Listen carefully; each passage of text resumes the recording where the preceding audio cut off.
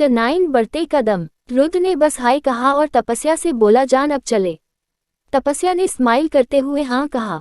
जी। उसे सबको अलविदा कहा और कार में आकर बैठ गई। रुद्र भी वहां से कार स्टार्ट करके निकल गया। तपस्या ने सुबह के जैसे ही खुद को रुद्र की बाहों में थी, पर अब रुद्र को गुस्सा आ रहा था, पर उसने खुद को शांत किया। उसने कुछ नहीं कहा। गुस्से से उसके हाथों की नस कस गई, उसे फिर भी खुद को शांत रखा।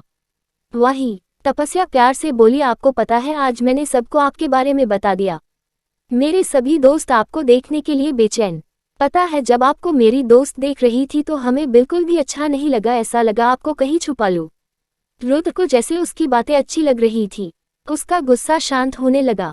उसने धीरे से पूछा और आपको किसी और लड़के के साथ देख के मेरा दिल क्या कह रहा है जानती हो? तपस्या ने मासूमियत से पूछा। आपको भी बुरा लगा? रुद्र कुछ नहीं बोला। तपस्या ने प्यार से पूछा आप गुस्सा हो? रुद्र ने प्यार से पूछा क्या मुझे गुस्सा होने का हक है? तपस्या ने धीरे से पूछा आप ऐसा क्यों कह रहे हैं? आप पति हैं हमारे, शादी की है आपने हमसे, आप भूल गए? रुद्र ने गाड़ी साइड पर पार्क कर दी और उसका चेहरा अपने हाथों में लेकर प्यार से बोला क्या आपने हमें अपने पति होने का हक दिया है? बोलो, क्या आपकी मांग में हमारे नाम का सिंदूर है?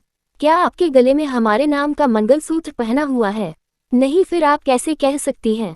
आपको क्या फर्क पड़ता है? अगर आपको किसी और के साथ देख के हमें तकलीफ होती भी तो है। तपस्या ने नम आंखों से कहा आप हमें गलत समझ रहे हैं, हमने मंगलसूत्र पहना है। उसने अपने टॉप के अंदर से अपना मंगलसूत्र निकाल कर दिखाया दिया और अपनी पोनीटेल के अंदर से अपना छुपा हुआ सिंदूर भी दिखाया।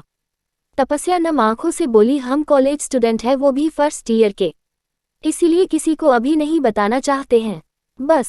पर आपको इस बात से हट हुआ है तो हम अभी सबको बता देंगे, आप हमारे पति हैं। रुद्र को उसकी समझदारी पर बहुत अच्छा लग रहा था। उसकी आंखों में आंसू देखकर वो बेचैन हो गया था। उसने उसके आंसू अपने होठों से चूसा लिया। तपस्या की आंख बंद हो गई। रुद्र ने उसके माथे पर किस किया। तपस्या ने उसे कसकर पकड़ लिया, वही उसे 2 गालों पर किस किया, फिर उसके होठों पर आ गया। वो उसको होठों को अपनी होठों से रगड़े हुए बोला तपस्या हम न चाहते हुए भी अपने कदम आपकी तरफ बढ़ाने से नहीं रोक पा रहे हैं, सॉरी वाइफी बोलकर हमें उसे किस करना स्टार्ट कर दिया। तपस्या को उसमें कुछ बुरा तो नहीं लगा, पर उसे कुछ आता भी नहीं था। वो बस खुद को रुद्र के हवाले कर चुकी थी। वही रुद्र उसके होठों पर काफी जेंटल किस कर रहा था। काफी से बाद उसे छोड़ दिया का और कार स्टार्ट कर दी। तपस्या ने शर्म के मारे खुद को रुद्र की बाहों में छुपा लिया। रुद्र के चेहरे पर एक छोटी सी मुस्कान आ गई थी। दोनों जब घर पहुंचे तो सामने रुद्र ने अपने दादाजी को देखा तो चौंक गया। वो फौरन आगे आया और उनके पाँव छू लिए और फिर जाकर अभय जी के पाँव छूकर उन्हें भी प्रणाम किया। वही तपस्या आकर अपने दादाजी के गले लग गई और खुश होकर बोली कैसे है आप बड़े डेविल? रुद्र ने जब ये सुना उसकी आंखें छोटी होंगी। अभय जी बस मुस्कुरा दिए। वही वो अधिराज जी के पास आकर प्यार से बोली नमस्ते डेविल के दोस्त। अभय जी की हंसी छूट गई। रुद्रांग अब सोच ही रहा था वो क्या करें, अपनी बीवी को कैसे रोके। तभी वो आगे बोली आप हमारी शादी की बधाई देने आए हैं? अधिराज जी भी स्माइल करते हुए हाँ में अपना सर हिलाया दिया। रुद्र ने धीरे से कहा आपको उनके पाँव नहीं छूने चाहिए तपस्या। वो रुद्र की तरफ पलटकर बोली डेविल आपको नहीं पता, बेटियां पाँव नहीं छूती। रुद्र उसी को देख रहा था। वो आगे बोली ये दादू के दोस्त है तो हम इनकी भी पोती ही हुए ना, फिर हम पाँव क्यों छुएंगे, है ना बड़े डेविल आप बताओ। अभय जी मुस्कुराते हुए बोले बात तो आप ठीक कह रही है बेटा। वो आगे कुछ बोलते हैं पहले ही तपस्या आगे बोली आप अपनी बात छोड़िए और हमारी सुनिए। हमने आपकी बात मान ली और शादी भी कर ली और आपकी बारी है, लाए हमारा पॉकेट मनी वो भी डबल। वो कुछ कहते हैं इसे हल ही वो आगे बोली और हाँ आपने कहा था आप हमें घूमने भेजेंगे तो अभी हमारी छुट्टियां आने वाली है, लाएं हमारी सिंगापुर की टिकट और वीजा भी। अभय जी गुस्से से बोले हमने कहा है ना आपको मिल जाएगा सब कुछ, फिर आप आज ऐसे क्यों मांग रही है? क्या शैतानी की है आपने आज, सच सच बताएं। वो अपनी चोरी पकड़ने के डर से फौरन अधिराज जी के पीछे छुप गई और रुद्र ने अपना सर पीट लिया। दिल में बोला हिटलर के सामने क्या छाप बना रही हो, जान रुक जाओ, कैसे रोकूं इन्हें। वो सोचने लगा। उससे पहले ही वो अधिराज जी के पीछे से बोली हमने हमारे सारे दोस्तों को बता दिया है आपने हमारी सगाई करवा दी है और वो हमसे पार्टी मांग रहे थे। इसीलिए हमने उन्हें पार्टी देने का वादा कर दिया है। और आप जानते ही हैं एक राजपूत अपने प्रॉमिस पूरे करते हैं, इसीलिए आप हमें अभी के अभी हमारी पॉकेट मनी देंगे वरना हम आपका ये महल छोड़ के भाग जाएंगे। सब उसकी बात सुनकर शॉक हो गए। तभी पीछे से शौर्य आ गया। उसे आते ही कहा, बुढ़िया हम आ गए। तपस्या ने जब उसकी आवाज सुनी तो फौरन अधिराज जी के पीछे से निकल के अपने भाई पास भाग गई और उसके गले लग के बोली, भाई अच्छा हुआ आप टाइम पर आ गए। देखिए ना बड़े डेविल अपने प्रॉमिस को तोड़ रहे हैं। शौर्य ने एक नज़र अपने दादाजी को देखा, फिर उनके दोस्त को। उसे आगे आकर दोनों के पाँव छू लिए और प्यार से पूछा, क्या चाहिए आपको गुड़िया। उसने पूरी बात बता दी। शौर्य ने अपनी पॉकेट से कार्ड निकाल कर दे दिया और बोला अब खुश। वो खुशी से शौर्य के गले लग के बोली, आप सबसे अच्छे हैं भाई, हम अभी चेंज करके आते हैं। वो अभय जी चिढ़ाते हुए बोली, बड़े डेविल देख लीजिए आपसे अच्छे हमारे भाई हैं। आप हमेशा डेविल थे हैं और रहेंगे। वो तो हमारे भाई सा है, वरना हम आपको छोड़ के कब का भाग जाते हैं। तभी कीर्ति आगे आई और प्यार से बोली, गुड़िया जाकर फ्रेश हो जाओ, हम आपके लिए खाना लगाते हैं। उसने खुशी से उसे भी गले लगा लिया और प्यार से बोली, भाभी माँ आप बेस्ट है, हम अभी फ्रेश होकर आते हैं। वही शौर्य भी चला गया। उन सबके जाने के बाद रुद्रांग अपने दादाजी को घूर के देखने लगा और बोला, आपने जानबूझकर हमारी शादी एक बच्चे से करवाई है ना, ताकि हम चाह के भी कुछ ना कर पाए। वो मुस्कुराते हुए बोले, रुद्र आपको तो तपस्या बिटिया को देखते ही समझ जाना चाहिए था हमें आपकी शादी उनसे क्यों करवाई है। वो आगे बोले, हमें हमारा वारिस चाहिए। आपने रुद्र उनकी बातों का मतलब समझ रहा था। वो बोला, वो अभी बहुत छोटी है, कॉलेज में पढ़ा रही है, हम उनके साथ ऐसा कुछ नहीं कर सकते। वो मुस्कुराते हुए बोले, हमने आपसे पूछा नहीं है, बताया है, समझे आप। रुद्र शौक हो गया। वो बोले, अगर वो बच्ची है, नादान है, तो आप समझदार हैं, आप जानते हैं आपको क्या करना है। रही कॉलेज की बात तो वो घर से भी एग्जाम दे सकती है। वो हमारे राजस्थान की होने वाली हुक्मरानी सा है, तो आप इतना तो उनके लिए कर ही सकते हैं। रुद्र को अब बहुत गुस्सा आ रहा था, पर वो अपने दादाजी की जिद की वजह से तपस्या के साथ गलत नहीं कर सकता था। वो गुस्से से बोला, अब और नहीं दादाजी, आप जैसा चाहते थे हमने किया, पर हम उनकी लाइफ ऐसे बर्बाद नहीं होने देंगे, समझे आप। आपको दादा बनना है तो आपको कम से कम 3 साल रुकना होगा, जब तक तपस्या अपनी ग्रेजुएशन पूरा नहीं कर लें। हम बच्चों के बारे में नहीं सोचने वाले। वो इतना बोलकर वहां से कमरे की तरफ चला गया।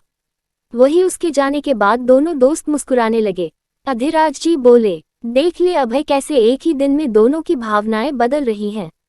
मुझे तो लगा था सैयद हमारा रुद्र अन्या को भुलाकर कभी आगे नहीं बढ़ पाएगा, पर अब लग रहा है हमारी तपस्या बेटी का जादू उन पर भी चलने लगा है। अभय जी बोले, मैंने पहले ही कहा था तुझे, तपस्या के आगे जब तेरे दोस्त का गुस्सा नहीं चलता तो तेरे पोते का कहाँ से चलेगा। दोनों मुस्कुराने लगे। चटेंट शॉपिंग। रुद्र शौक हो गया। वो बोले, अगर वो बच्ची है, नादान है, तो आप समझदार हैं, आप जानते हैं आपको क्या करना है। रही कॉलेज की बात तो वो घर से भी एग्जाम दे सकती है। वो हमारे राजस्थान की होने वाली हुक्मरानी सा है, तो आप इतना तो उनके लिए कर ही सकते हैं। रुद्र को अब बहुत गुस्सा आ रहा था, पर वो अपने दादाजी की जिद की वजह से तपस्या के साथ गलत नहीं कर सकता था। वो गुस्से से बोला, अब नहीं दादाजी, आप जैसा चाहते थे हमने किया, पर हम उनकी लाइफ ऐसे बर्बाद नहीं होने देंगे, समझे आप।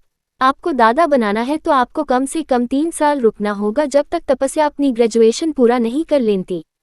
हम बच्चों के बारे में नहीं सोचने वाले। वो इतना बोलकर वहीं से कमरे की तरफ चला गया। वही उसके जाने के बाद दोनों दोस्त मुस्कुराने लगे। अधिराज जी बोले, देख ले अभय कैसे एक ही दिन में दोनों की भावनाएं बदल रही हैं। मुझे तो लगा था शायद हमारा रुद्र अन्या को भुलाकर कभी आगे नहीं बढ़ पाएगा, पर अब लग रहा है हमारी तपस्या बेटी का जादू उन पर भी चलने लगा है। अभय जी बोले, मैंने पहले ही कहा था तुझे, तपस्या के आगे जब तेरे दोस्त का गुस्सा नहीं चलता तो तेरे पोते का कहाँ से चलेगा। दोनों मुस्कुराने लगे। अधिराज जी बोले, बस दोनों ऐसे ही खुश रहे। तभी कीर्ति ने आकर प्यार से कहा, दादाजी खाना लग गया है। उन्होंने हाँ कहा और डाइनिंग हॉल की तरफ बढ़ गए। वही दूसरी तरफ जब रुद्र कमरे में आया, उसे देखा तपस्या अपनी काफी सारी ड्रेस निकाल के बेड पर रख चुकी थी और उनमें से क्या पहनना है वो तय नहीं कर पा रही थी। जब उसने रुद्र को देखा तो खुशी से उसके पास जाकर पूछने लगी, डेविल आप बताएं हमें क्या पहनने आज पार्टी के लिए, बोलिए। रुद्र ने उसे घूर के देखा और गुस्से से बोला, आपको अगर पार्टी करनी थी तो आप हमसे भी कह सकती थी ना। तपस्या आपने नीचे इतना बड़ा ड्रामा क्यों किया, बोलिए। तपस्या ने रुद्र को देख के पूछा, तुम्हारे उतने पैसे हैं डेविल? रुद्र उसे घूरने लगा। वो एशिया के नंबर 1 बिजनेसमैन से पूछ रही थी उसके पास पैसे हैं या नहीं। रुद्र गुस्से से बोला, आपके आज ही हमसे कहा था आप अपने आप को हमारी बीवी मानती है।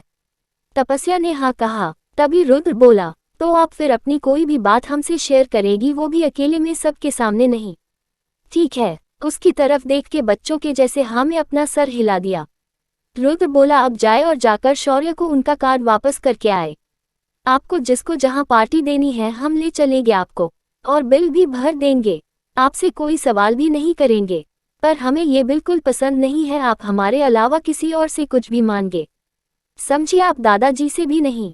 ठीक है। उसने हाँ अपना सर हिला दिया। रुद्र ने सारी ड्रेसेस देखी और बोला, कोई भी अच्छी नहीं है, हम आपको पार्टी ड्रेस भी दिलवा देंगे, बस आप शांत हो जाए और लंच करने चलें, हम फिर बाहर जाएंगे, ठीक है? उसने हाँ में अपना सर हिलाया। दोनों थोड़ी देर में नीचे आ जाए और अपना अपना लंच करने लगे। वही खाने के बाद जैसे ही शौर्य उठा, तपस्या ने उन्हें कार्ड वापस करते हुए कहा, सॉरी भाई साहब, अब हमें इसकी जरूरत नहीं है। सब शौक होकर उसे ही देखने लगे। वही रुद्र के चेहरे पर एक संतुष्टि थी, वही अधिराज जी के चेहरे पर मुस्कान थी। शौर्य प्यार से बोला, क्या हुआ बच्चा, आपको पार्टी करनी थी, अभी क्या हुआ? तपस्या ने मासूमियत से जवाब दिया, भाई साहब डेविल ने कहा है हम उनकी जिम्मेदारी है, वो पॉकेट मनी भी हमें उनसे लेनी चाहिए और किसी से नहीं। शौर्य ने घूर के रुद्र को देखा और बोला, तुम होते कौन हो हमारी बहनों के दिमाग में ऐसी अजीब सी बात भरने वाले? रुद्रा ने उसे अवॉइड किया और अभिमानी स्वर में तपस्या से पूछा, लंच हो गया? उसने हाँ में अपना सर हिला दिया। तभी रुद्र ने उसका हाथ पकड़ा और बाहर जाते हुए बोला, दादाजी हमें आने में देर हो जाएगी।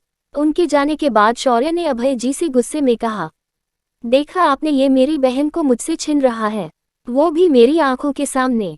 अभय जी प्यार से बोले, शौर्य वो दोनों पति पत्नी है, अभी अभी शादी हुई है, तो जाहिर सी बात है रुद्र तपस्या के साथ टाइम स्पेंड करना चाहता है और उसमें गलत क्या है? वो दोनों एक दूसरे को जानेंगे समझेंगे, तभी तो उनका रिश्ता आगे बढ़ेगा। भूलिए मत, आपकी बहन अब बड़ी हो गई है और कब तक वो आपकी उंगली पकड़ कर चलेगी? बढ़ने दीजिए उसे रुद्र के साथ आगे। शौर्य गुस्से से बोला, कभी नहीं, मुझे अब तक उस रुद्र पर भरोसा नहीं है, ना हमें उसके बारे में कुछ मालूम है, यहाँ तक कि उसने अपनी डिटेल्स भी नहीं दी है, फिर मैं अपनी बहन को उसके करीब कैसे जाने दूँ? मैं ऐसा कभी नहीं होने दूंगा। आज से तपस्या हमारे कमरे में रहेगी। वो इतना बोलकर वहां से चला गया। अधिराज जी और अभय जी एक दूसरे को देख के मुस्कुराने लगे, क्योंकि वो जानते थे रुद्र कैसा है और क्या कर सकता है। दूसरी तरफ रुद्र तपस्या को एक बहुत बड़े मॉल में ले आया था। इत्तेफाक से ये मॉल भी उनका ही था, पर ये बात अभी मॉल के लोग नहीं जानते थे, क्योंकि रुद्र कभी सामने नहीं आया था। सारा काम वंश देखता था, वो सिर्फ किसी साय की तरह अपना काम करता था। वही रुद्र जब मॉल में आया तो तपस्या बहुत खुश हो गई। उसने खुशी से रुद्र का हाथ पकड़ लिया और बोली, आज हम बहुत उत्साहित हैं रुद्र। रुद्र बस उसकी मुस्कान को ही देख रहा था। उसने प्यार से पूछा, आप इतनी खुश क्यों हैं? तपस्या बोली, आज हम पहली बार ऐसे मॉल आए हैं, नहीं तो हमेशा गार्ड से छुपा छुपा कर भाग के आते थे। रुद्र ने प्यार से, वो क्यों? तपस्या ने प्यार से जवाब दिया, बड़े डेविल हमें कहीं आने नहीं देते, कहते हैं हम अभी छोटे हैं, नादान हैं, कोई भी हमें नुकसान पहुंचा सकता है। रुद्र ने प्यार से कहा, ठीक है, अब से आपको कहीं भी जाना है, कुछ भी चाहिए आप हमें कह सकती हैं। वो और एक्साइटेड होते हुए बोली, सच्ची डेविल? उसने हाँ में अपना सर हिला दिया। रुद्र अपने साथ इसे कपड़े के शोरूम में ले आया। वहां आकर रुद्र ने तपस्या को देख के कहा, हमारी पत्नी के लिए एक पार्टी वेयर ड्रेस दिखाइए। वो असिस्टेंट रुद्र के आकर्षण में खो सी गई। रुद्र ने गुस्से से कहा, हमने कहा हमारी पत्नी के लिए और पार्टी वेयर ड्रेस दिखाइए। वो उसके इस तरह से बोलने पर वो डर गई और उन्हें ड्रेस दिखाने लगी। रुद्र को तपस्या के लिए एक ऑफ वाइट कलर की ड्रेस बहुत पसंद आई थी। उसने तपस्या से पूछा, कैसा है? तपस्या ने हाँ में अपना सर हिला दिया। रुद्र ने प्यार से कहा, जाओ चेंज करके आ जाओ। उसने हाँ में अपना सर हिलाया और चेंज करने चली गई। वही रुद्र बस तपस्या के बाहर आने का बेसब्री से इंतजार कर रहा था। उसने तब तक तपस्या के लिए कुछ और कपड़े भी सेलेक्ट करने लगा।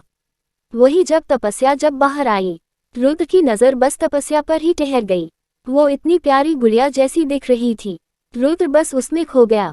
वही तपस्या ने रुद्र के सामने आकर पूछा, डेविल हम कैसे लग रहे हैं? तपस्या की आवाज सुनकर रुद्र जैसे होश में आया।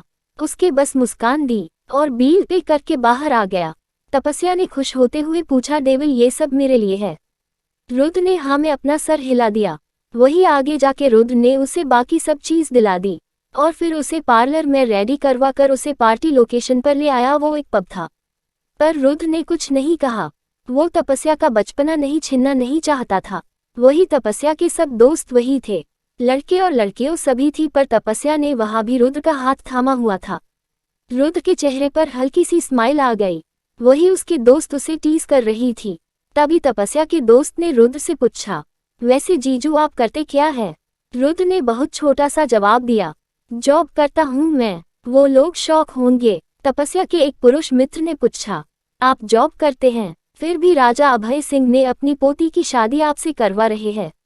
रुद्र ने उसे घूर के देखा और गुस्से से पूछा, क्यों आपको कोई प्रॉब्लम है? तपस्या बात बिगड़ती देख रुद्र से प्यार से बोली, आप क्या कर रहे हैं? रुद्र, किसी के कुछ भी सोचने से हमें कोई फर्क नहीं पड़ता।